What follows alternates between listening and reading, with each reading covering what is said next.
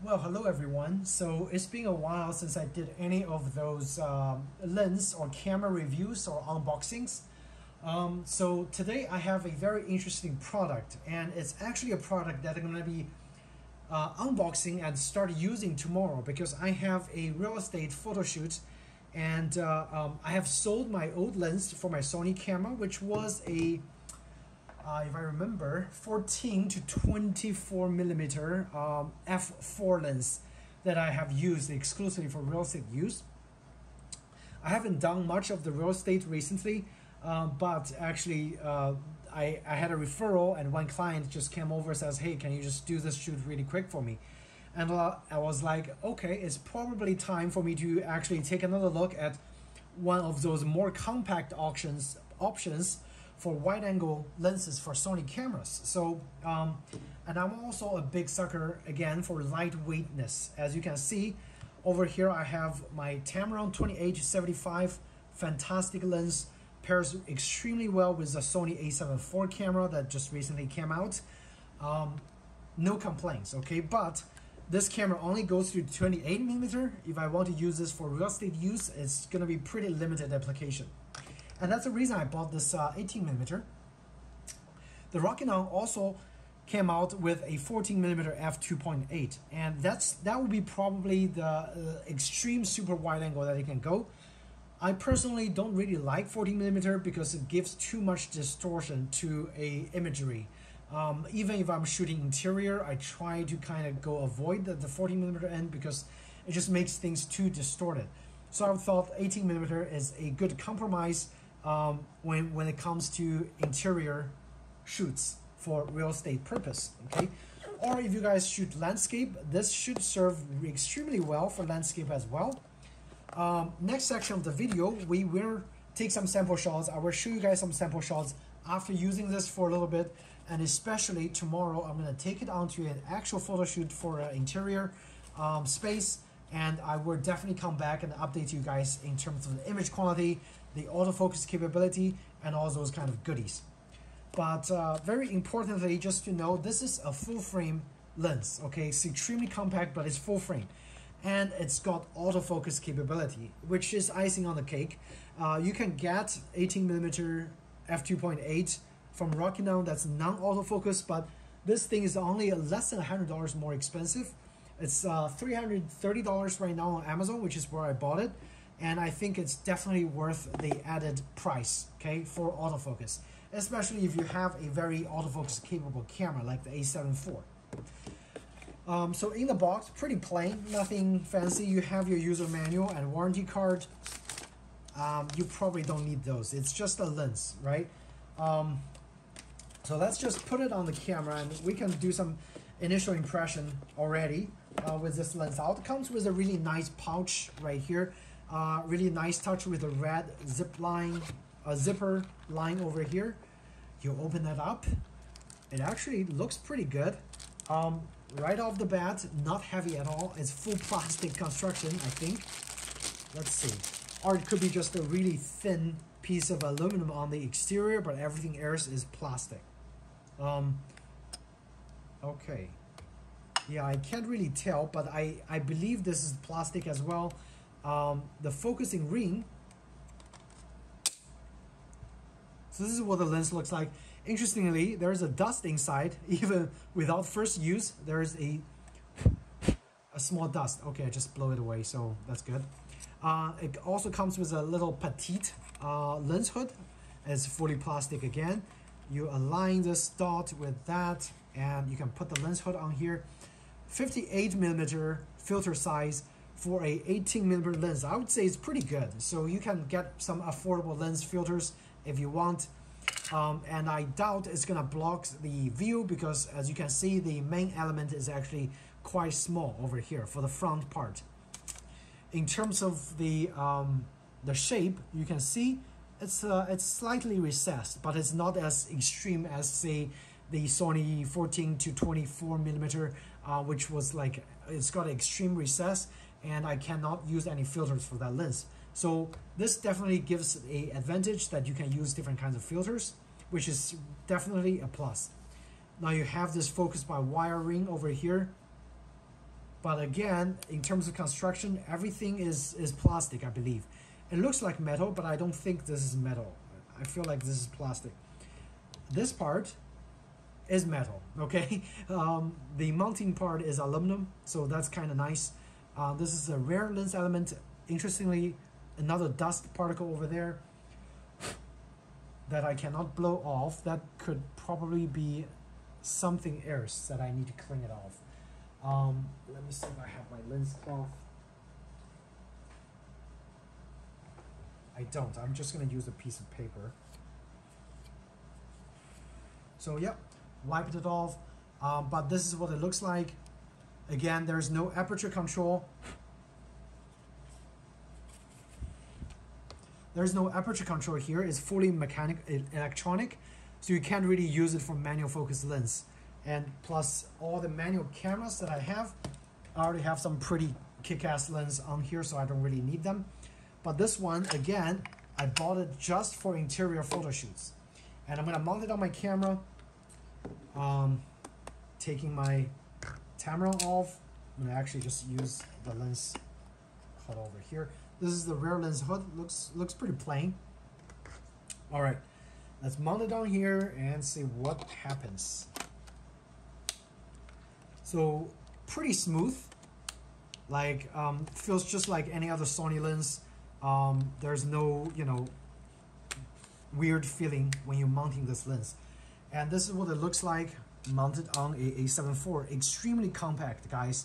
Like if you want a lens for travel and you shoot a lot of architecture, exterior and interior, you travel to Europe, I think this lens is gonna be your best friend, because I really hate carrying like big, bulky, you know, just big lens in general. Like look at this Rollei 35 RF with a very nice 45mm lens. I mean, it's a film camera, but this lens, I absolutely fancy it. It's like super compact, and I mean, this lens comes close. I mean, especially for a full frame camera, I'm really impressed. Okay, it's very comparable to a Canon 50mm full frame lens. It's actually just slightly bigger, but again, keep in mind, this is an 18mm 2.8. I'm gonna turn on the camera, see what it looks like. Wow, it's wide, guys. It's really wide. So the close focusing distance is about, I would say, like 30mm. This is the closest it would go. But it's visually silent. I cannot hear any weird noise at all. And it looks like it sticks onto subject extremely well, guys. I'm already starting to like this lens. Wow. So the largest aperture you can use is actually f/22, which is pretty good. Very good for depth of field control. Okay. But interestingly, it already locked onto this cap for some reason. I think it's thought as a face. I'm not pressing any button. So, and it sticks like glue. I love this. Again, guys, so tomorrow I'm gonna go take a actual photo shoot, use some samples and show you guys. But right off the bat, very, very sharp, good resolution right here. Good resolution. You can see the detail on the filter, right? And this screen resolution is not even that high, and I'm already impressed, okay? In terms of the resolution of an 18mm lens. But again, that's of course in the center. So in terms of, you know, using it for interior shots and the edge performance, we really have to find out tomorrow, okay? But initial impression, very, very impressed, okay? It just doesn't lose it. Look at that. This is freaking awesome. Okay, so it kind of lost after I went crazy. But if I designate a focus point, oh, it just found something that I thought is an eye. Anyway, yeah, I'm thoroughly impressed, guys. This is fantastic. Let's click on something else, or actually let's just cancel it. Okay, I'm gonna use single point, center fix, AFS. Actually, let's use a smaller focus point, spot. The focusing is instant. Alexa, turn off computer light. I want to test what it does in the low light situation. And again, keep in mind, it's actually very dark inside, close to where my computer is. Of course, it's too dark, it turns on a focusing beam, but it still focuses on some of the details that I wanted to focus. So let's try this corner. So I took a picture of the corner over there. Let's zoom in and see if it actually focuses. Wow, spot on, guys. Very impressed with the performance for what you can get for $329, okay? I know Sony came out with kind of like a 20mm, I believe, or a 24 1.8 or something like that, but this lens is gonna give you the best bang for the buck. If you're looking just for a lens that you can take everywhere and it's extremely compact, and you don't really need that f1. Okay, so it kind of lost focus over there because it's dark and it's kind of tricky. But again, in general, guys, I'm very impressed. See if it actually, see? Definitely no problem with focusing. Okay, now just missed the focus again. So in low light, sometimes it actually misses focus. Like at this instance, it just cannot focus. I don't know why. But on some area that's even darker, it actually focuses. It's just interesting. So, but in terms of focusing accuracy, it's definitely there, definitely there. Let's focus on the text over there. See, spot on, guys. Extremely sharp. Oh, well, I was about to say extremely sharp because I was at f4.5. Let's try 2.8. Still spot on. This is f2.8, guys. I can see some very slight chromatic aberration on the white text, but nothing to be alarmed of. I can actually check the text on the side. Very minimal, okay? This is without any editing, and I'm already thoroughly impressed, okay? So I'll see you guys in the next section. Hopefully not gonna be too long because I'm just gonna use some examples and show you guys what this lens actually can do in actual shooting scenario on the outside. And I'll probably also take some videos, show you guys the video capability with the eye tracking, and yeah, see you guys in the next section.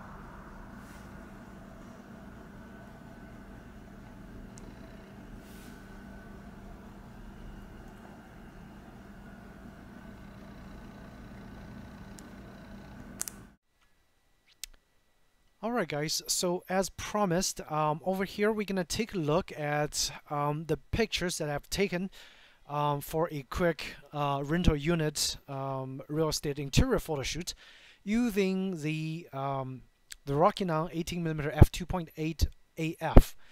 So what do you see here? The first couple of pictures are taken on a tripod. I think I had it set at f8, 1/8 of a second. So this is what it looks like, and again, just using available nature light. I'm actually quite surprised by the image quality. Okay, we're not talking about the colors or the sharpness on the edge, but just in general, the image quality is actually very, very acceptable for professional work. If you have a client, you know, that just have a rental unit or have a house for sale and they need interior pictures, the 18mm is more than enough to handle all the jobs. minimal distortion around the edge. So the cool thing is, since this lens, I just found out this lens has been out for a while. It's being included in the Adobe Lightroom's automatic profile correction. So as you can see, it really has minimal distortion, like right off the box.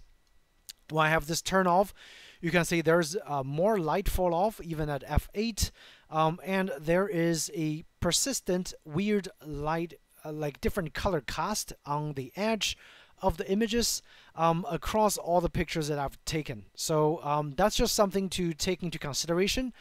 You can probably correct this in the post by getting the vignetting function dialed all the way up. But even that, you can still see this weird color cast, okay? I have noticed this across all the pictures that I've taken. It's just got this weird color cast. I don't know why. After editing, so those some that marked 5 stars are the ones that I already sent to my client, and the property is already listed. Those color cast is still going to be there. So in a sense, yes, it's good for interior shots, but if you have a way to deal with those weird purple color cast, I think it would be a perfect lens. However, for around a little more than $300, this is still a great value. A lot of those pictures I have already color corrected, and again, just using available lights and some of the ambient light from the outside, shooting a few rooms inside the property. And again, I'm surprised by the resolution of the lens. Again, this is an 18mm. The center sharpness is fantastic. Okay, I have absolutely no complaint about center sharpness.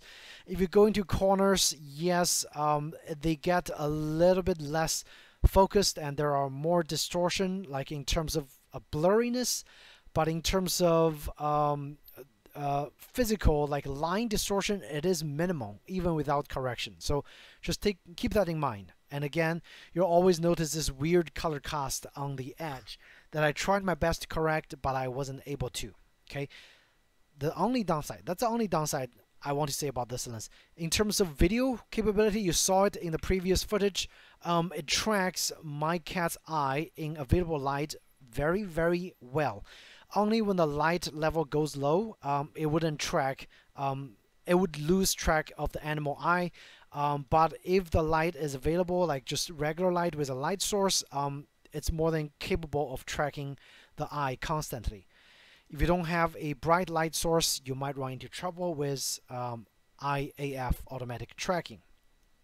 So again, those are interior shots of a property, and that's what I get paid for. So I did this shot for about $300, and this lens costs a little more than $300. So I did make most of the money back by buying this lens to do the photo shoot. And of course, is it good for anything else? Absolutely. So, and again, the property's exterior hasn't been done, so later on I'll be going back to the property and do another shoot once the property's exterior is fully finished and ready to go. Okay. But for the exterior shots, again, the 18mm is still, handled quite well. There are only a few instances where I wish it's kind of a 14mm super wide, super wide angle. But other than that, it's wide enough for probably 90% of the application for real estate interior shots, purpose. And the interesting thing is, if you notice that color cast, it's still persisting. Like even if you go outside, that color cast, the weird color cast, is still there. Okay, I don't know what's going on with the color cast on the edge, but again, for $300, I'm not complaining at all. Later on, I took this lens out on a little bit of the outing to the Wynwood area of the Miami, which is like a trendy, hotspot for food, for art, for everything else. But this is a picture just mostly comes out of the camera, and I just did some basic color correction, sharpness correction, boost up the sharpness a little bit, and I did the noise reduction just a little bit. So the image is more than usable, right? Great for general photography. Like if you have a party, you want to just take this lens over to your party for some creative shots, you can get really wide. And if you want to get to like really close to your subject, you can do that. I'll show you guys some close-up photos using this lens as well. So I focused using the autofocus, focused on this little, peacock feather, and it did a very good job. Color reproduction, no complaints. Besides the edge and a little bit of the light fall off, it's quite significant, even at f2.8. Okay, but it's throughout the aperture range. There are light fall offs with this lens, but it's very capable in capturing the shots that I want to. And in terms of the chromatic aberration, let's actually just reverse this back. Minimum chromatic aberration that I can see, like even in bright lights, it's just handled the color, pretty well. This is unedited, and of course this is just a quick editing without much of the things that I did with the edge. So the edge is always going to be a problem, but if you can crop it in, no issues. This is an interior shot, handheld. Again, f5 at 80th of a second. As you can see, it did a very, very good job. This is a popular trendy restaurant in Wynwood. And in terms of sharpness, no complaints. The central sharpness is fantastic. Okay, even on the edge, you can still see, all the people's facial features are well defined. You can still see some text on the extreme edge of the image being visible and legible. So that's quite nice. And again, looking at the corners, not terribly bad. Okay, so real world application, excellent, no complaints. And this is a close-up shot. This one is f2.8, and it actually used the automatic focus, and it actually focused on the edge of this napkin, which is interesting. You can see the depth of field in the front and on the back. This is a maximum depth of field, okay, you can get for a fairly close-up shot.